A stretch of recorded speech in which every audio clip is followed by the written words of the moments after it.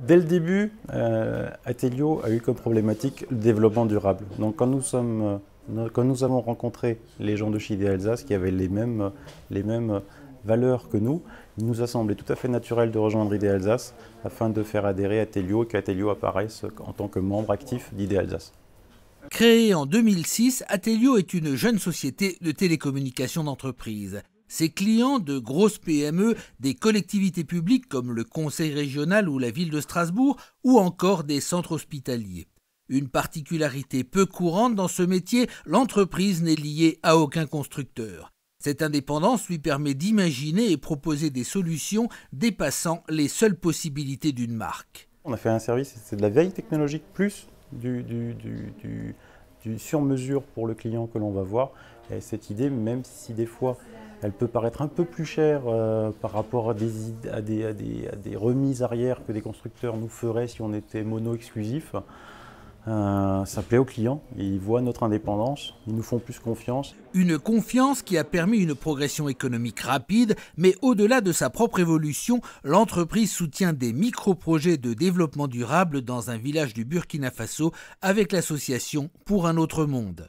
On a commencé à construire un moulin à grains qui va permettre d'éviter aux femmes africaines de faire des kilomètres et des kilomètres pour faire de la farine, de blé. Et on a décidé d'investir dans des fours solaires.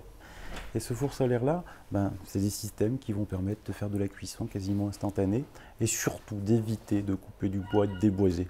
Et en même temps, on fait une politique de reboisement. Mais de reboisement, on ne peut pas faire du reboisement en Afrique si on ne fait pas un clôturage. Aujourd'hui, si vous plantez un arbre, 3 jours plus tard, il n'y a plus rien parce que les animaux l'auront mangé. Et l'autre action qu'on va mener cette année, ça va être les capteurs solaires sur le toit de l'école qui vont permettre d'amener l'électricité dans les écoles, qui vont permettre aux enfants d'aller à l'école un peu plus tard quand il fait frais, et pas quand il fait 40 degrés dehors.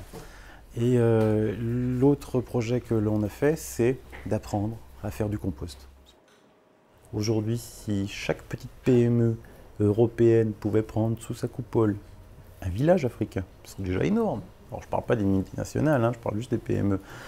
Si chaque petite PME des États-Unis pourrait prendre sous sa main un petit village d'Amérique du Sud, si on pourrait faire la même chose pour l'Asie, je pense que le monde évoluerait beaucoup mieux, beaucoup plus sainement, beaucoup plus équitablement.